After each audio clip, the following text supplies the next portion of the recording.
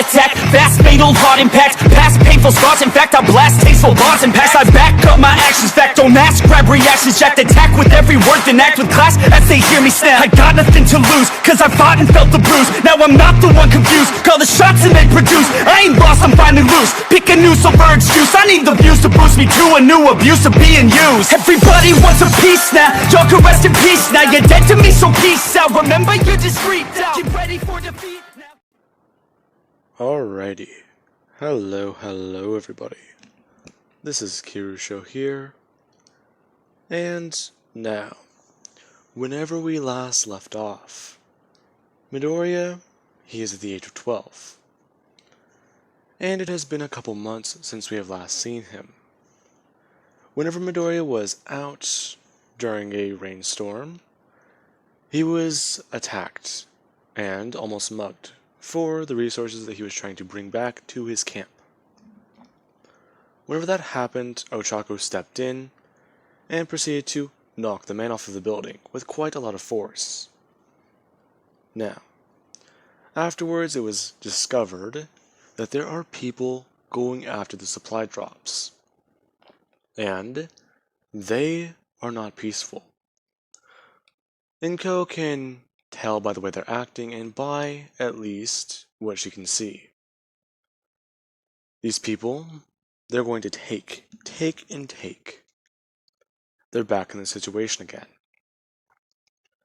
Now, Inko herself, she is aware of exactly how big their settlement is. And at the current rate it's going, it's fine. They can somewhat, cut resources for a second if they need to. They can ration food if they need to. However, there's this, the attack. If people do attack them, then it won't end well. It'll end with quite a lot of people dead on both sides. So what are they going to do? Inko, she's going to make a strategy, a plan. They are going to attack these people the next supply drop they try and get to, and pick up. This entire strategy, some people are reluctant to agree with. However, others immediately agree with. Now, with that being said, it has been roughly a few days, and Inko still has not gotten word about supplies. In fact, at this point, it's quite likely that it might be another 3 days before it's another drop. Now, if she's right, it would be either a week or another 2 weeks. They would try and time out the drops a certain way, try and have a schedule. However, that is just it. While she's doing that, you do have Midoriya, who himself does actually want to go out and scavenge. Meanwhile, while he is doing that, Ochako and a few other people have been talking and trying to plan some things out. They need to do this with their water, they need to do this with the supplies, and they need to do this with some of the firearms they do have. And they also do need to make sure their walls are all fortified and structurally clean. Now, with that being said, Midoriya does actually go to leave the settlement. As soon as he does actually get to the front gates, and basically have his bat and put it underneath his backpack, you do have Inko, who simply just begins to ask him exactly where is he going. I'm going to have to go try and get the rest of the drops. Izuku, there's no way that those drops are still there.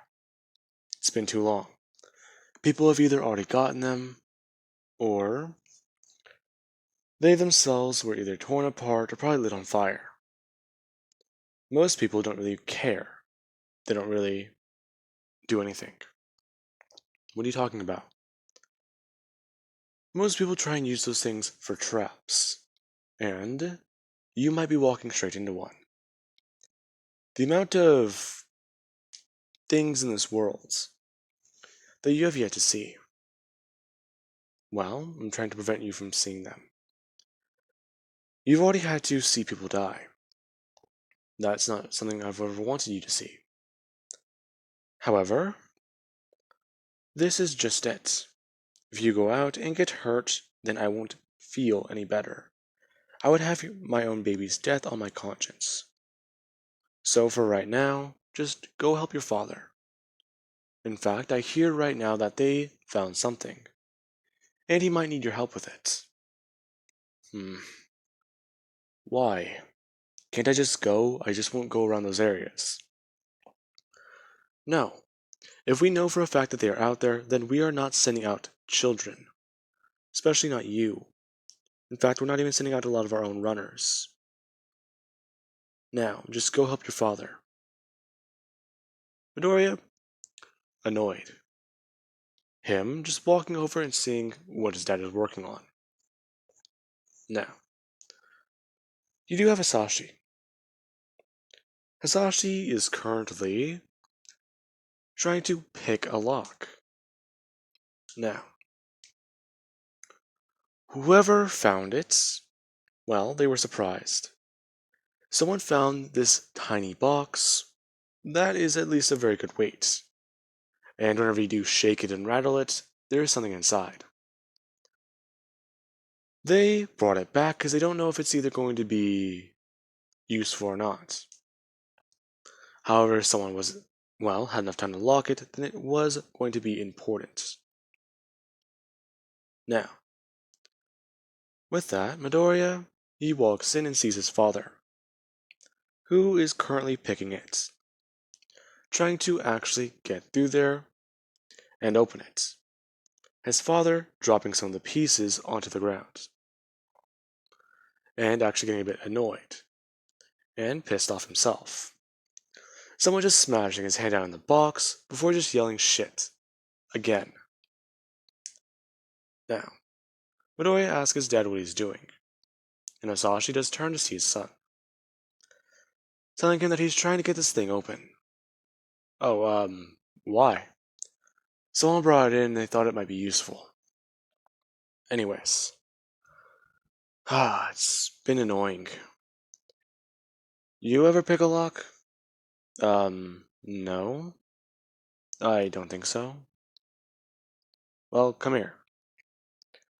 Midoriya walking over, and talking with his dad.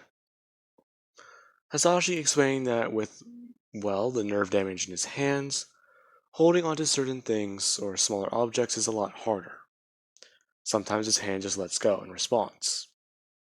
So he needs him to help him out with this. Him simply just grabbing a wrench and giving it to Midoriya, before just handing him a steel pin, or at least a thin piece of metal that you can tell he bent and actually did somewhat force in different directions. Telling Midoriya that this is what he needs. Now, Midoriya does actually get onto his knee and see exactly what is going on with this box. Watching as you do have the lock. Midoriya puts the lockpick in there, and is told to simply just begin to move it around, up and down, and try and just feel around in there for it. Hisashi then showing him what he needs to do, putting the wrench at the very top of it and beginning to somewhat turn it. Showing Midoriya that this is what he needs to do. And after a minute of messing around with it, Midoriya is able to get the lock open. As soon as he does, he pulls it open to reveal what's inside. There's not much. A couple family photos, and what seems to be a couple coins. Along with, let's see. I would say a handgun, but who would put one of those in a lockbox like that? There would be probably, let's say, a map. Now, with that, Hisashi does actually take out the map and look to see what's on it. It's just a city map. So, They can at least use this and give this to another one of their runners whenever they do go out. Hisashi beginning to mark certain locations on it, and asking his dad where he wants him to put the lockpick down at. Oh, just go ahead and keep it for right now. Hell, if you yourself do go out, you might need one of those things. Keep the wrench too. It's also a good secondary or, well, at least a melee. If you ever lose your bat, you have a wrench. Multi-tool, basically. Huh. I didn't think of that. Yeah, well, hey. Don't beat yourself up about it. You actually did pretty good getting the lock open. In fact, well... Why don't you just start practicing more? If you can get more doors open, then you might actually find something useful. And always remember, it might save your life. Alright, Dad. Now, Midoriya begins to get busy with simply just opening locks. His dad gave him a padlock, and Midoriya just simply began to pick around in there, trying to get it open, before he can just close it again and open it again. Now, when he does do that, he also does take a break from it and help out around the settlements, trying to help out in the greenhouse they have, and actually talking with Ochako, asking her how she feels. And she doesn't really know what to say. She just goes on saying that she still doesn't feel very good about it, but her dad did calm her down. Well, hey. You saved my life, so I can at least say thanks for that. Besides, you know what? Well, my dad showed me this earlier. Do you want to try picking a lock? What are you talking about? Well, picking a lock. It's easy. Or at least it's not that difficult. My dad showed me earlier. And I'm actually going to try and get a bit better at it. If I can pick locks and open doors, who knows what I might find. You know, that's true. You know what? Show me. Midoriya and her sitting down at the table. They just got everything watered, so they do have a bit of time. And Midoriya does actually show her what he's doing. Until, after the lock pops up, he hands it over to her. And she does begin to try and do that. Now, with that being said, after a bit more time, they do leave and go to help out elsewhere. I cannot talk today. Now, afterwards, Midoriya, he does actually hear his mom talking on the radio. And this is the conversation he hears. Yeah, well, things haven't exactly been easy here. Yeah, I can tell. But still, going to Japan? What were you thinking? I kind of wasn't. I was more or less thinking that I can help make a difference and help save some people's lives. Besides, you gotta remember, it was either me or you in here. In my position. Well, yeah, I just don't think I had the guts to go through going there. Probably. But even then, how are things going on your end? Well, they could be worse. I mean, hey, it's not all bad. Yeah, but how's that boy you have? Oh, he's doing good. How about Izuku? Hmm, Izuku. The boy is actually growing up fast. And my fear is that he's growing up too fast. The fact that we've made it this long in here, this place is basically like a cage. And we need to leave. Get out. However, evacuating survivors isn't as easy as it sounds. What about you guys? Any word on what's going to happen? No, not really. It's more or less continue doing what we're already doing. Holding a blockade. That's it. Make sure that no one or any rafts or unauthorized things get to the mainland. If they do, they might start the infection here. Probably. Anyways, what about your kid? Yeah, he's doing pretty good. In fact, he just had his birthday. Really? Alright. Well, I'm happy for you guys. Now, Midoriya listens in on this conversation a bit more, until he does hear something that does surprise him. The woman on the other line, Inko, says these exact words to her. Tell mom and dad that I'm doing just fine, and that one day she does hope to take Izuku out of Japan, get him to the mainland, and show him what life is truly like.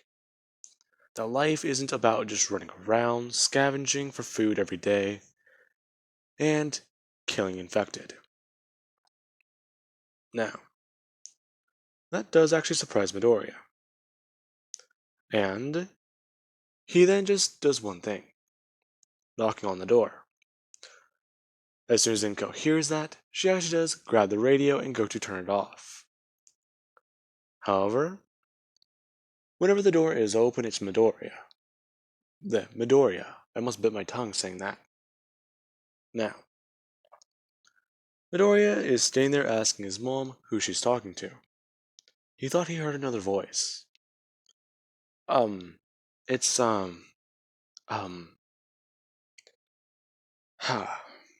Okay, Izuku, come here. Midoriya walking over and hearing what his mother has to say. Her going on to say that she has a sister. And that's, well, she wasn't always in the city. Midoriya knows that. However, he does hear what his mother has to say. And then the radio is turned back on. And Midoriya is introduced to his aunt. She's quite surprised to actually hear his voice, and talk with him and speak with him. She's heard a lot of tales about him over the last couple years, and now she's actually speaking to him. So, Midoriya begins to learn about his family. This is quite shocking. Not only does he have an aunt, he has a grandma and a grandpa. And basically, he hopes that he can one day meet them. Now, with that being said, after a bit of talking and learning more about his family, he does leave.